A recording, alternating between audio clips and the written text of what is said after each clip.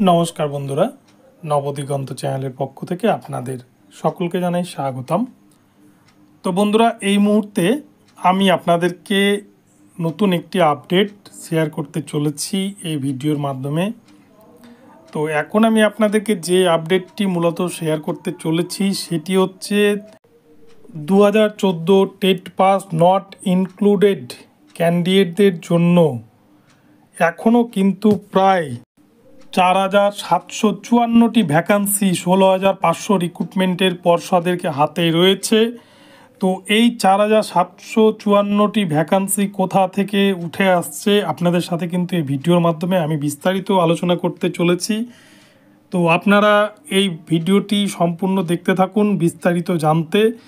Not ইনক্লুডদের কিন্তু প্রায় সিংহভাগেরই চাকরি হয়ে যাওয়ার কথা এই ভ্যাকান্সিতে। তো আপনাদেরকে আমি জানাবো বিস্তারিত। তো চলুন আমরা সম্পূর্ণ ভিডিওটি দেখে নিই, কিন্তু তার আগে বলে রেখে যারা প্রথমবার আমার চ্যানেলে এসেছেন আপনারা কিন্তু অবশ্যই আমার চ্যানেলটিকে সাবস্ক্রাইব করে দেবেন, কেননা এই ধরনের আপডেট সবার আগে প্রথমে পাওয়ার জন্য। তো চলুন বন্ধুরা, আমরা আপডেটটি এবারে দেখে নিই।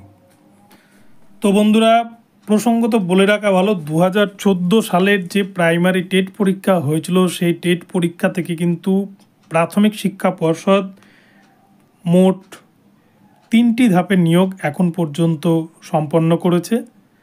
প্রথমটি হয়েছিল 2016 সালে, যেখানে কিন্তু 42,949 রিক্রুটমেন্ট হয়েছিল, এবং দ্বিতীয় যে নিয়োগ হয়েছিল সেটিও কিন্তু 2014 সাল থেকেই, সেটি 16,500 রিক্রুটমেন্ট, এবং তৃতীয় যে রিক্রুটমেন্ট হয়েছে সেটা কিন্তু 2022 রিক্রুটমেন্ট, যেটা কিন্তু সদ্য এখনও পর্যন্ত যেটি অনগোয়িং প্রসেসের মধ্যে রয়েছে, এখনও কাউন্সেলিং কিছু ক্যান্ডিডেটের বাকি রয়েছে। তো যাই হোক, তো দ্বিতীয় যে রিক্রুটমেন্ট প্রক্রিয়া 16,500 রিক্রুটমেন্ট, সেই 16,500 রিক্রুটমেন্টের ক্ষেত্রে সেখানেও কিন্তু একাধিক অনিয়ম বেনিয়ম সহ একাধিক দুর্নীতির অভিযোগ উঠেছে। সেটা নিয়েও কিন্তু বেশ কিছু মামলা হয়েছে কলকাতা হাইকোর্টে। কিন্তু সবথেকে আশ্চর্যের বিষয়, 16,500 রিক্রুটমেন্টের নোটিফিকেশান থাকলেও সেখানে কিন্তু রিক্রুটমেন্ট হয়েছে প্রায় 12,000 মতো। সেখানে কিন্তু এখনও প্রায় 4,754টি সিট পর্ষদের হাতে ফাঁকা থেকে গেছে। যদিও মুখ্যমন্ত্রী মমতা বন্দ্যোপাধ্যায় 2021 সালে নবান্নের সভাগৃহ থেকে তিনি ঘোষণা করেছিলেন যে 20,000 টেট পাস প্রাথমিকের ক্যান্ডিডেট রয়েছে, প্রত্যেকেই কিন্তু ধাপে ধাপে নিয়ে নেওয়া হবে। প্রথমে 16,500 এবং পরবর্তীতে 3,500কেও নিয়ে নেওয়া হবে, এমনটা মুখ্যমন্ত্রী জানিয়েছিলেন। কিন্তু তারপরেই এই রিক্রুটমেন্ট নোটিফিকেশান আসে 16,500, এবং 16,500 রিক্রুটমেন্টের পরেই কিন্তু আদতের চেহারাটা বদলে যায়। দেখা যায় বিপুল পরিমাণ ক্যান্ডিডেট যারা কিন্তু নট ইনক্লুডেড হয়ে থেকে যায়, যেখানে কিন্তু প্রায় প্রত্যেকেরই চাকরিটা হয়ে যাওয়ার কথা মুখ্যমন্ত্রীর কথা অনুযায়ী, কিন্তু সেটি হয়নি আদতে।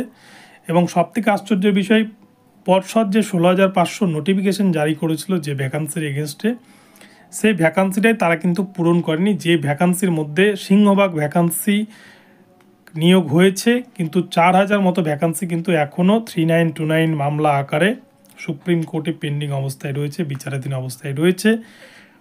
তো এর সাথে সাথে কিন্তু আরও প্রায় 825টি ভ্যাকান্সি যোগ হতে চলেছে।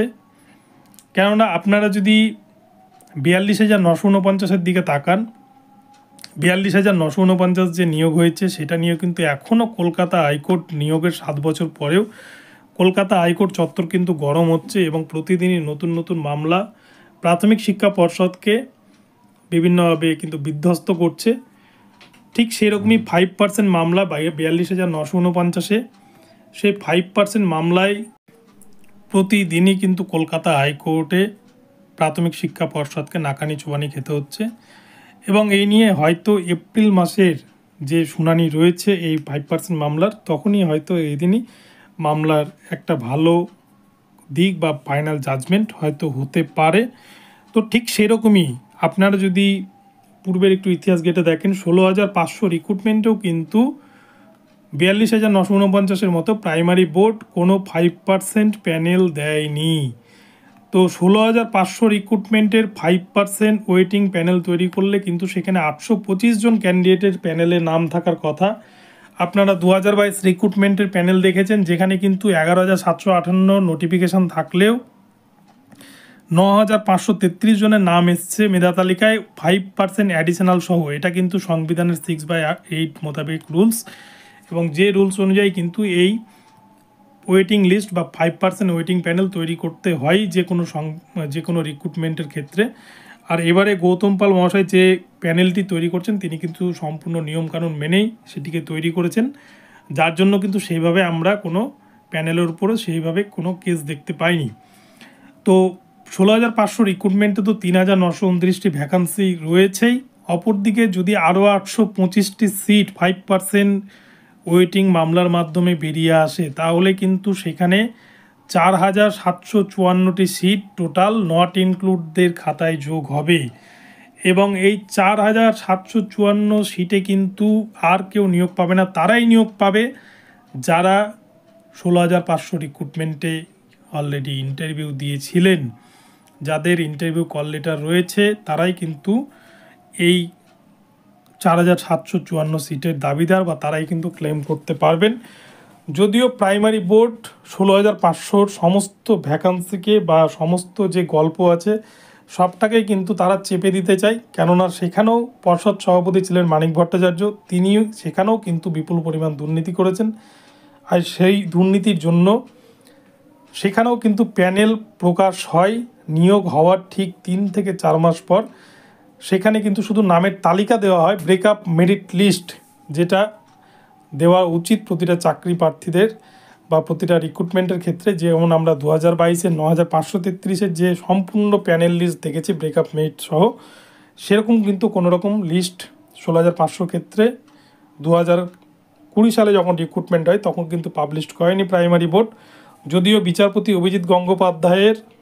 প্রাক্তন বিচারপতি অভিজিৎ গঙ্গোপাধ্যায়ের নির্দেশের ফলে এবং তার আক্রোশেই প্রাইমারি বোর্ড বাধ্য হয়ে 2022 সালের নভেম্বর মাসে টোটাল 58,000 শিক্ষকের, অর্থাৎ 2016 সালে যে রিক্রুটমেন্ট হয়েছিল 42,949 এবং 2020 সালে নিয়োগ হয় 16,500, টোটাল কিন্তু মিলিয়ে মিশিয়ে একটা প্যানেল তৈরি করে দেয়, যেখান থেকে কিন্তু দুধ আর জলকে আলাদা করা খুব কঠিন হয়ে পড়ে সকলের ক্ষেত্রেই। তো এই হচ্ছে বিষয়। তো 16,500 ক্ষেত্রেও কিন্তু 5%-এর 825টা সিট পর্ষদকে দিতেই হবে। ফলে 3929 মামলা এখনও পর্যন্ত সুপ্রিম কোর্টে বিচারাধীন অবস্থায় রয়েছে, এখনও ফাইনাল জাজমেন্ট হয়নি। তাই এই মামলার শুনানি হয়ে গেলেই বা অর্ডার হলেই নিয়োগের, তারপরেই কিন্তু নিয়োগ কমপ্লিট হয়ে গেলেই 5% ওয়েটিংয়ের বিষয়টি আসবে, এবং তখন কিন্তু পর্ষদকে আরও 825 জনকে সেখানে মেধা তালিকায় স্থান দিতে হবে। তো বন্ধুরা, এই হচ্ছে এখনকার বিষয়বস্তু। ভিডিওটি আপনাদের কেমন লাগলো অবশ্যই কমেন্ট বক্সে জানাবেন। ভিডিওটি ভালো লাগলে চ্যানেলটিকে সাবস্ক্রাইব করে দেবেন, আর নতুন নতুন আপডেট পেতে অবশ্যই চ্যানেলটিকে ফলো করে ভিডিওতে লাইক শেয়ার কমেন্ট করতে ভুলবেন না। ধন্যবাদ। পরবর্তীতে নতুন আপডেট নিয়ে আসবো আগামীকাল সকালে। সকলেই ভালো থাকুন।